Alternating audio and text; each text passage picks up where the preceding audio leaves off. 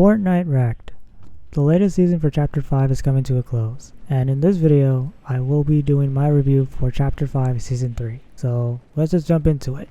As the subtitle of the season says, this season in general was a wreck, from a lackluster loot, over-reliance on vehicle mods, and a new mode that might have shot the game right in their own foot.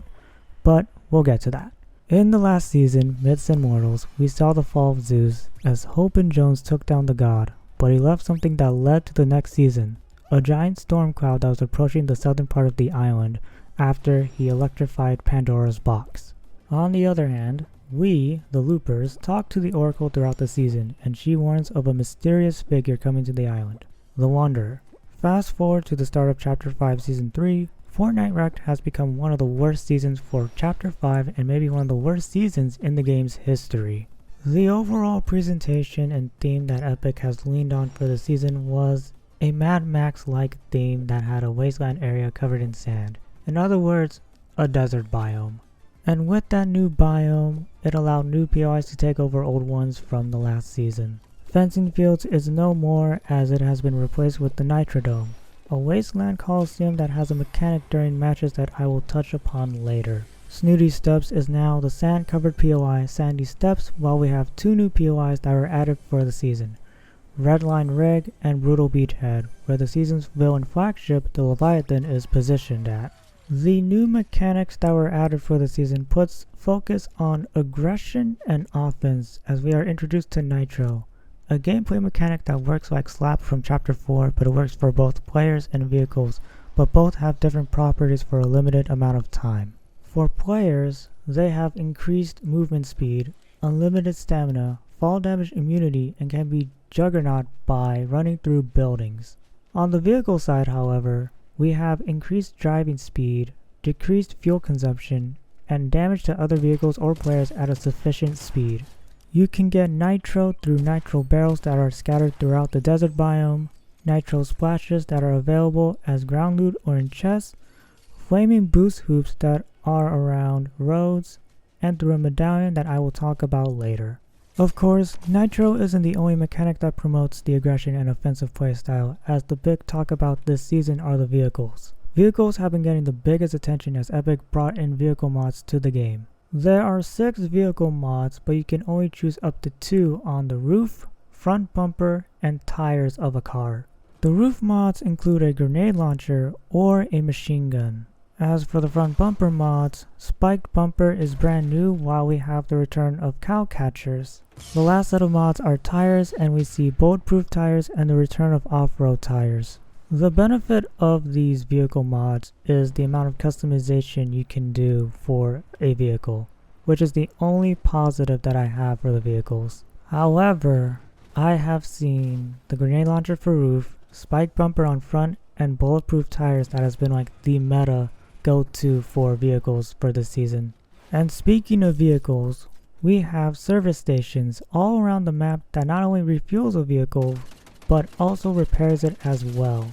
As for healing, however, we are introduced to Slurp Cactus, which are only found in the desert biome, as well as the Slurp Oases that heals you over time or grants shield over time, which is a callback to the Chapter 2 POI Slurpy Swamp. The Slurp Cactus not only heals your health or shields, but it can also heal your vehicle as well. The last mechanic that was introduced for the season are the Wastelander challenges. You can interact with one of the 4 posts that have the Wastelander beacon and can activate the challenge that you must complete while trying to obtain a victory royale. These include no shields, no reloading, no healing, floor is lava, cannot stand still, and taking damage when picking up items. While it is rewarding, these challenges can also be difficult, but you can disable the challenges at the beacon for 500 gold. While these mechanics and new POIs try to do something different for the Battle Royale side, the ultimate double-edged sword belongs to the vehicles, as while fun to use, has been the one thing that many players have been relying on throughout the entire season. Let's talk about the Battle Pass, and they have been consistent with the theming for not only the Battle Pass, but the season theme as well from last season. Each Battle Pass throughout the past 4 years have been 2 pages focused on a featured character that appears in the Battle Pass. For the first 2, we have the Machinist, Pages 3 to 4 are for Rust, pages 5 and 6 for Peabody, pages 7 and 8 for Ringmaster Scar, pages 11 and 12 for Bright Raider, and the last 2 pages are for the main villain for the season, Megalodon, whose built-in emote just makes him feel like Bane from the DC universe. Pages 10 and 11 are for the T60 power armor from Fallout, which does fit the Wasteland theme. The secret skin for this season is the anti-villain of the X-Men, Magneto, and not only his Wastelander look, but his classic look that fans know and love from the comics, TV, and games. While I enjoyed 6 of the 8 characters that were in this season's Battle Pass, I do feel like Bright Raider felt like a wasted spot, as we've seen so many bright skins throughout the game's lifetime. Peabody is whatever because he is the joke character of the season, much like Slurp Poseidon from Myths and Mortals. The super styles for this season are Cold Fusion, Neon Hazard, and Digital Ghost. I do like the aesthetics for Cold Fusion and Neon Hazard, but Digital Ghost, while good, is affected by the chatter background syndrome that feels distracting at times. As for the quest rewards, they're mostly meh, since all of them you have to complete 8 sets of weekly quests from 2 given weeks in order to unlock them all. This battle pass is okay for the most part, yet it has 2 or 3 characters that felt lackluster in design and appearance. The loot pool for this season is considered the black sheep of the season, as most of the weapons from last season were kept in for this season while we only got a small handful of weapons throughout the season.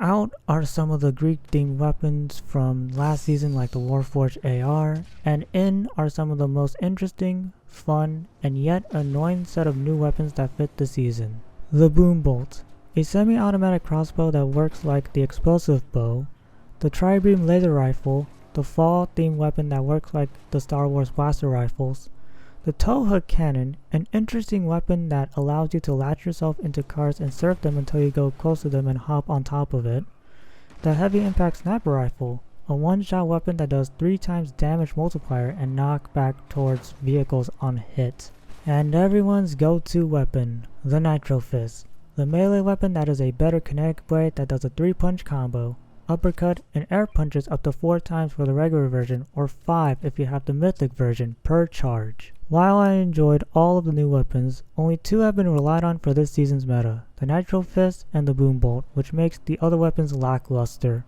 As far as changes go for the season, the medallion system has been reworked again to fit the season's theme. This season, we lose a medallion, making the total of medallions available to 3. These 3 are for the Machinist, Ringmaster Scar, and Megalodon, which can be found at the Nitrodome, Brutal Beachhead, and Red Line Rig.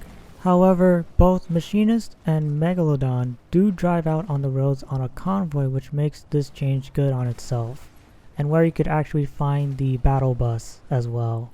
As for what the medallions do, Megalodon gives infinite nitro effect, Ringmaster Scar provides infinite ammo and increased weapon damage, and the Machinist provides shield regeneration that caps up to 75 shields.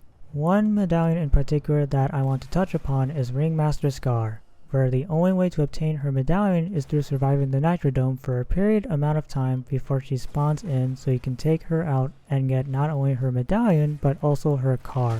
One of the worst changes that happened was the removal of the train, knowing that most didn't use it for having a lackluster pool after capturing it, since it was only giving greens and blues. How do they remove it, you may ask? They literally just buried it with sand. It is one of the worst changes because it was one of the big mechanics and selling points for Chapter 5, and they removed it for this season only. The changes for this season felt mixed due to not only the lackluster loot pool, but also some that were selling points for the chapter. Not only that, but Epic had their summer vacation, which meant that there was a fatigue within the community of just wanting to play the game during this season. Mostly because there were other games that were interesting and fun to play than this season. As for collaborations and events, right away was Fallout and the T60 power armor. I did mention the Tri-Laser Beam Rifle, but there was one healing item that was in the season, and it's the iconic Nuka-Cola, where it grants 75 shield on full health. The Vault Boy back bling was also released in the item shop as well.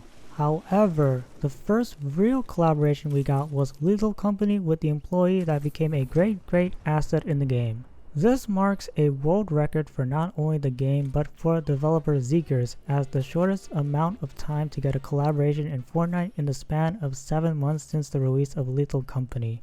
It did release in October 2023 via early access. This collaboration also includes the dual gas canister back bling, a stop sign as the pickaxe, and the company Jake emote that is infamous in Lethal Company. Next was Marvel, and this one was more centered around the X-Men. I mentioned Magneto as the secret skin, but he also came with his powers as part of the loot pool. You can chuck up to 5 objects that does big damage, or use it as a shield, but that does have health. And when you add this to the loot pool, the meta I could basically just easily describe it as is just vehicles, fisting, and rocks. The benefits of having it equipped is that you receive no fall damage and slight low gravity is enabled. Then we have the other skins, as we get 2 Wolverine skins, one in his Weapon X look, while the other is his look from Deadpool and Wolverine. Deadpool finally makes his appearance in the item shop, but it's mostly based on the movie as well. I enjoy the cell shading that both Deadpool and Wolverine have, and it has been a major improvement from the cell shaded skins we have received within the past 4 to 5 years. The last set of Marvel skins are members of the X-Men, Cyclops, Colossus, and Jubilee. I love all 3 of them as they look uncanny and look like they came out of the 90s X-Men show. And yes, you can reenact the famous handshake with Cyclops and Ryu from X-Men vs. Street Fighter. As for icons, Ariana Grande returned with a new pink look that looks similar to the blue version that was released back in Chapter 2 Season 7, along with some new jam tracks for Festival. Side to Side, Positions, Yes and The Boy Is Mine, all released during Season 3 of Festival. Another icon skin that has been a long time coming is the family-friendly content creator that is mostly out of context, Nick830. His back bling has the iconic phrase, "Never back down," when at full health. The second is "Never what," when at half health, and at low health says, "Never give up," where all 3 phrases are localized in all languages. His pickaxe also says "Amazing" whenever you hit an opponent or an object when equipped. And the emote with this bundle spawns a crown while the song "Never Give Up," which is also a jam track, plays in the background, and when equipping the Nick830 skin, the crown says King830, which is a nice attention to detail. However, the big one for this season goes to Metallica, as not only they were the headliners for Season 4 of Festival, but also they had their own collaboration in all of the modes for the game minus Lego. During the Metallica event, a new mythic dropped called Ride the Lightning, a mythic guitar that when used transforms the player into a bolt of lightning that allows players to dash twice in any direction, and the last one is a dash back down to the ground that does 75 damage. And the best part is that the song of the same name as the mythic is also playing in the background, making it one of the coolest weapons that was added to the season. Not only that, but the floating island changed to be Metallica themed and has the coolest and fastest way to capture the island through emoting at the capture area. One of the more controversial collaborations that happened was the inclusion of the Tesla Cybertruck. This is a cosmetic skin for the SUV that is in the game, and everyone started hating on this inclusion. What was funny was that it was a free reward for the summer road trip event when completing quests during that event in either Fortnite or in Rocket League. But it did make its way into the item shop afterwards, so to the people that have bought this and not earned it for free during the summer road trip, you are the real clowns. Even though that some people actually have it because it's their only SUV cosmetic other than the Behemoth. Green Day's Holiday was also part of the summer road trip rewards, but for those that didn't do it, you can wait until it becomes available in the item shop during Season 5 of Festival. The Nike Goddess skin from last season returns with a new variant, the electric style, but Adidas arrives as well, and it blows the Nike collaboration away with the amount of customization that is there in their bundle. Dragon Ball returns with the arrival of Android 17 and Android 18, and Future Trunks as well. Although, these are the Cell Saga versions of these characters. Star Wars comes back, but it's mostly IG-11 and Moff Gideon as skins, while Grogu is another back bling that is a part of the item shop. It is a nice addition to see for new players that missed out on the first Grogu back bling that was a Battle Pass exclusive. Fall Guys also make their arrival in Creative and in Battle Royale. There is a course that is floating near classy courts, and trying to land at the course is the fastest way to land on the map. You can compete with 7 other players to obtain a gold, silver, or bronze set of loot that range from green to purple. The last collaboration that was added was Pirates of the Caribbean. Jack Sparrow, Davy Jones, Elizabeth Swann, and Captain Barbossa make their arrival in the season. And with their arrival was the Cursed Sails event pass that did release early on accident, but it did offer Jack Sparrow and his cursed skeleton look as well. Some of the items include the iconic skull and cross sword back bling as you've seen in the logo for Pirates of the Caribbean, Jack's sword as well as his cutlass and bane pickaxes, and the jar of dirt and spell run emotes. Completing the 8 pirate code quest unlocks the Jack ship glider that was given out after the event due to a bug where the quests weren't tracking. Along with the Cursed Sails pass, we also get a new POI at the center of the map called Shipwreck Shallows, where you can find Captain Barbossa in that area. Flint knocks, buried treasure, and pirate cannons return for this event. However, the new mythic weapon, Ship in a Bottle, ends up becoming more destructive than Hollow Purple and Deku Smash combined because it plows through buildings when the ship spawns after activating it. While it was fun for a limited time, pirates did not manage to recuperate the burnout that was happening within this season. And now we move on to the story of this season. So yes, this is actually a continuation of the past 2 seasons, and I'm gonna break it down. The story is alright as we finally get story dialogue with Hope and Jones talking to us, the players. After Megalodon invades the island, it is up to the Looper to acquire the Pandora gems scattered across the desert biome. Ringmaster Scar has one, Peabody has another, while Megalodon has 2 of them. Meanwhile, Magneto arrives and breaks the bunker by Grand Glacier that contained the Weapon X lab, essentially freeing Logan from that bunker. One of the quests to get all of the Magneto items is to configure 3 rift beacons that were taken from Chapter 2's Stark Industries reverse engineered rift beacons to send reinforcements. After obtaining all the Pandora gems, Hope summons the Oracle, while during all of that, the pipeline that connects Redline Rig to Brutal Beachhead finishes as Megalodon prepares the pipeline to be activated in order to refuel the Leviathan. It activates and it ends up being sabotaged by the Wanderer, who ends up being revealed to be Dr. Doom, causing an overload and a massive explosion that destroys not only the pipeline, but also uncovering Pandora's box outside of Redline Rig. The story ends with an epilogue that sets up the Marvel season, Chapter 5 Season 4, Absolute Doom. The story is such a refresher to see from the lackluster story that was seen in both Seasons 1 and 2, and it sets up the next season in a big way by involving one of the most iconic villains from Marvel. As far as the other modes in terms of content updates, let's talk about the giant elephant in the room, which is Fortnite Reload. Epic essentially made a smaller version of the Chapter 1 map and took elements of Call of Duty's Rebirth Resurgence to make it a mode that is fast-paced and has respawns enabled for a certain amount of time or the entire squad gets wiped.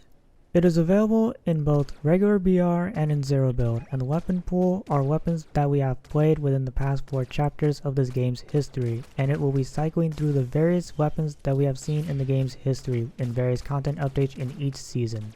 While I do enjoy this fresh change, I did feel like Epic did shoot themselves in the foot for this mode when they released it due to the player count jumping on this mode than in regular BR. The matchmaking and the SBMM is way more apparent than in regular BR, which is not surprising considering that some players wanted something else that isn't regular BR. And in short, this mode is dedicated for the sweats out there. As for LEGO, they added some quality of life changes like world settings, although it is in-game so you can change the mode from survival to creative. However, the big addition for the changes goes to fast travel through battle bus stations that you can find and use, but at the time of this review, it has been reported to be bugged, but there is a workaround for it to work. Rocket Racing, on the other hand, has launched Season 2 with several new tracks on the Infernal Island area as well as the Metallica-themed Thrash Mountain. Thrash Mountain is an enjoyable track that plays Fuel during the race. Along with Season 2, we also have the new starter pack for the season, the Lockjaw, where it was already available to use as a preview in Battle Royale through obtaining one from either the Machinist or Ringmaster Scar. While I did appreciate having the Lockjaw available later in the season, I wish it was available right away like the Behemoth was. The big content drop for this season, however, goes to Festival with Season 4. In Season 4, a new mode was added called Battle Mode, where you can go up against 15 other players to get a victory royale. Overdrive is used to try to blind other players, but the visuals do backfire at times considering that it may be visually sensitive for those types of people. As for how each match is sweaty, thank SBMM for that, and it works for a new festival mode for skilled players that play on expert on all instruments including pro, lead, and bass. Although the mode is fun, it gets a bit dull at times considering that there's no power-ups like in Guitar Hero 3's battle mode. I mentioned Metallica headlining this season because majority of the songs released for this season are songs veterans of both Guitar Hero and Rock Band have played, from Metallica's Enter Sandman to Guns N' Roses' Welcome to the Jungle. It is a full circle moment considering that Guns N' Roses was one of the songs that was used for the Rock Band demo at E3 all those years ago. It is a nice change of pace for the charts to challenge players in the difficulty of each song on all instruments. What I did find, however, is the weird and abrupt ending to one of Metallica's songs, Fade to Black, where the guitar solo section ends abruptly and it finishes the song altogether. I do wish it had the ending rather it be the first song to have an abrupt ending during the guitar solo moment of the song. Nevertheless, this season of festival has been towards the players that have stuck around from the Guitar Hero and Rock Band years, and it felt great. Despite all of the fun that was available, Fortnite Wrecked was a wreck of itself with a lackluster loot pool, over-reliance on vehicles, and a mode that was a shot on the foot for the game. Even with collaborations like Pirates and Marvel, it could not save face for the game as it was played with the gaming fatigue throughout the summer. Nevertheless, I'm sure the majority of the community, including me, are finally happy to see this season ending for various fucking reasons. And that's gonna be it for the video and this review for Fortnite Wrecked. Now, I will say these are my opinions and my opinions alone, so feel free to just agree to disagree down below. I will also provide the names of the artists that have done the loading screens for this season because their art is amazing to look at. Feel free to pause to read all of the artists that were involved with this season. But other than that, I will see you guys next time. Take care. If you are new to the channel, make sure to like the video, comment down below, click subscribe, and ring the bell for any future videos I put up on the channel.